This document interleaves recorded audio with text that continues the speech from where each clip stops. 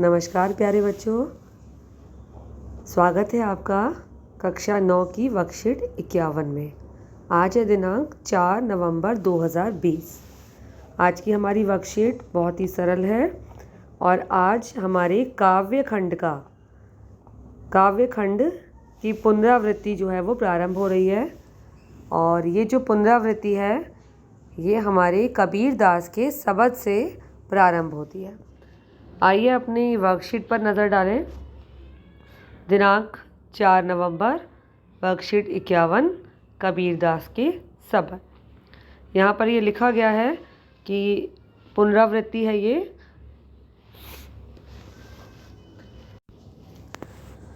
इसे हमारे प्रसिद्ध कवि कबीर दास जी ने लिखा है।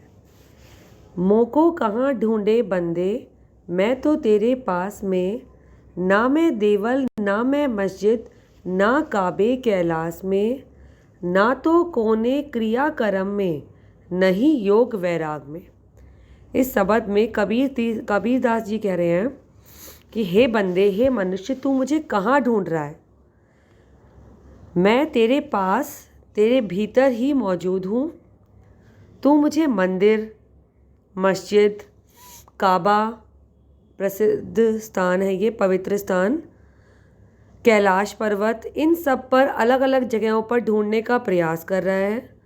लेकिन मैं तुम्हें बता दूं कि मैं तुम्हें किसी भी विशेष स्थान पर प्राप्त होने वाला नहीं हूँ। मैं इस पूरे संसार के, इस पूरी सृष्टि के कण कण में मौजूद हूँ। ना तो कोने क्रियाकर्म में, नहीं योग वैराग में। क्रियाकर्म का क्या अर्थ होता है बेटा, यहाँ मैं आपको क्लियर कर दूँ। कई बच्चे ये सोचते हैं क्रियाकर्म का मतलब जब व्यक्ति की मृत्यु होती है तो वो क्रियाकर्म करा जाता है। नहीं, क्रियाकर्म योग वैराग यानी कि वो आडंबर, वो कर्म कांड जो हम भगवान को प्राप्त करने के लिए करते हैं। जैसे मान लीजिए हमने सत्संग रखवा दिया, जागरण रखवा दिया, मन के अंदर मैल भरा हुआ है और भगवान के सामने हम दिखावा कर रहे हैं। योग वैराग, संसार को छोड़ दिया, अपने जो हमारे कर्तव्य हैं उनको पूरा नहीं करा, जो हमारे कर्म हैं उनको छोड़कर और भगवान प्राप्ति की रास्ते पर चल दिए, तो इन सब से भगवान की प्राप्ति होने वाली नहीं है। खोजी होए तो तुरते मिलियो, पल भर की तलाश में। भगवान कह रहे हैं अगर सचमुच तुम मुझे खोजने वाले हो, अगर तुम्हारा मन सच्चा है, तुम्हारे कर्म अच्छे हैं, तुम सही रास्ते पर चलने वाले व्यक्ति हो, तो तुम देखो कि मुझे पल भर की तलाश में ही प्राप्त कर लोगे। कहे कबीर सुनो भई साधो, सब श्वासों की श्वास में। कबीर दास जी कह रहे हैं हे साधुओं सुनो, मैं तो हर व्यक्ति के, हर प्राणी के श्वासों में, सांस में ही विद्यमान हूँ। बहुत ही सरल सा शब्द है और इसमें मनुष्य को ये प्रेरणा दी गई है कि तुम्हें अपने कर्मों को, अपने मन को सदैव पवित्र रखना है, सच्चा रखना है और सदैव सही रास्ते पर ही चलना है। अब नीचे कुछ प्रश्न दिए गए हैं, देखिए।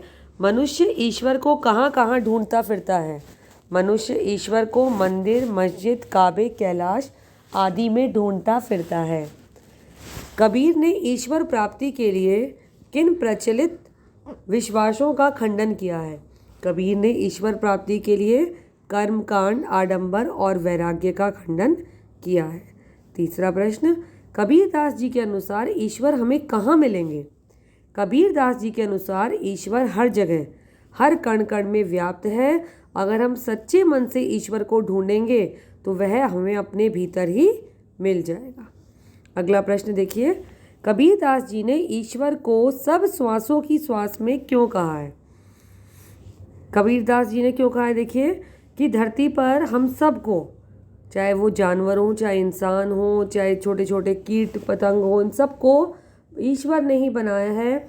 ईश्वर का वास हर इंसान के, हर जीव की सांस में मौजूद है। सरल शब्दों में कहें तो ईश्वर हर प्राणी के भीतर ही समाया हुआ है। इसलिए कबीर दास जी ने ईश्वर को सब श्वासों की श्वास में कहा है। तो बहुत ही छोटा सा सरल सा शब्द था ये। आशा है आपको समझ आ गया होगा।